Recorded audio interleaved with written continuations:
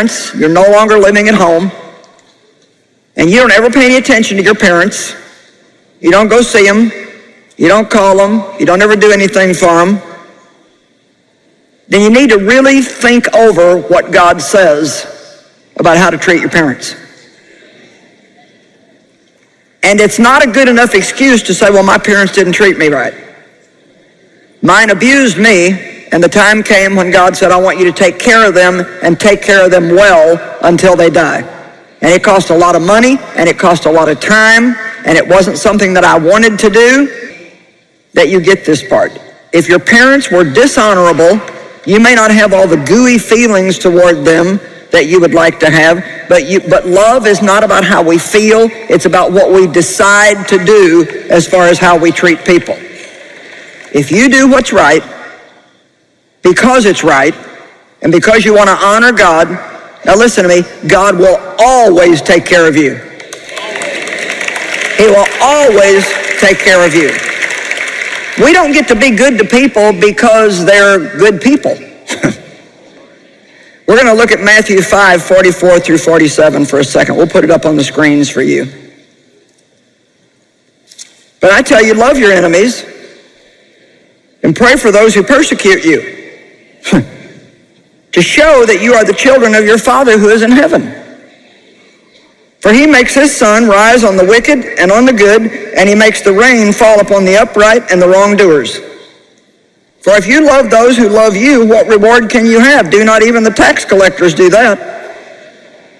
And if you greet your brethren, what more than others are you doing? Do not even the Gentiles. Okay, verse 6. A commentary that I read on Ephesians. He said, you'll notice how these verses talk about submitting yourselves one to another in the fear of God. This is a principle of Christian living which applies to believers in every relationship of life. And now that the Apostle Paul turns to consider the Christian family, he shows that it even needs to apply there. Now listen to this. Did you ever stop to think what a wonderful institution the Christian family is? In reading a letter from a missionary who was working in a heathen land, I was struck by this paragraph that he wrote. This missionary wrote this letter. How we wish that some of our Christian people could come and settle down among us, even if not to engage in missionary work. There are different ways by which one may make his living among these semi-civilized people. For instance, we would like to have a Christian dentist and his wife, or a Christian worker in leather, a shoemaker, a harness maker, and his wife and family. Now listen, it would mean a great deal to us to have a harmonious family here, for we can conceive of nothing that could so commend Christianity to our people as just to see a Christian family functioning according to the New Testament. He's saying that there is no better testimony to the world of Christianity than to just witness a Christian family, moms, dads, children, husbands, wives, working together in society and behaving themselves as Christians. Isn't that amazing? You know what the bottom line is? We're having fun today. Back, and he planned to restore that man's authority. You see, when Adam and Eve sinned, they gave their authority to the devil. The authority that God had given them to rule and reign and have dominion over the earth, they gave that to Satan. And that can be proven if you look at Luke chapter 4, verse 6, when Jesus was in the wilderness being tempted of the devil 40 days and 40 nights. One of the temptations was the devil said, you bow down to me just this once and I'll give you all this and all this power because it has been turned over to me and I can give it to whoever I want to. But see, he didn't know as much as he thought he knew because he was talking to Jesus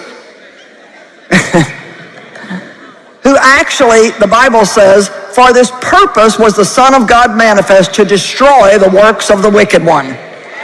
So he was actually talking to the one that was going to destroy him. God always works through people. Get that in your head. God always works through people. If you ask God for a miracle, he may show you something you need to do. Yeah, oh, my word is right. That has become very big to me in the last year as far as teaching. It's just like we are partners with God. He works through people. God can do anything he wants to, and I'm not saying that he never works sovereignly apart from people, but all you got to do is look at history. He worked through Abraham, Moses, Joseph, Esther, Ruth, Daniel. He found Abraham, and he made a covenant of faith with Abraham. And well, let's look at it. Genesis 12, 1 through 3. Now in Haran, the Lord said to Abram, go for yourself for your own advantage, away from your country, from your relatives, from your father's house, to the land that I will show you. And I will make of you a great nation, and I will bless you with an abundant increase of favor, and I will make your name famous and distinguished, and you will be a blessing, dispensing good to others. And I will bless those who bless you, who confer prosperity or happiness upon you, and I will curse him who curses you or uses insolent language toward you. And in you will all the families of the earth be blessed, and by you they will bless themselves. Well, that sounds to me like a pretty good reward for just walking away from a bunch of stuff. And what you may not know is that Abram's family were all idol worshipers. So God had to get him away from that. Okay, so now listen to me. Here's a man who walks away from everything in order to have the will of God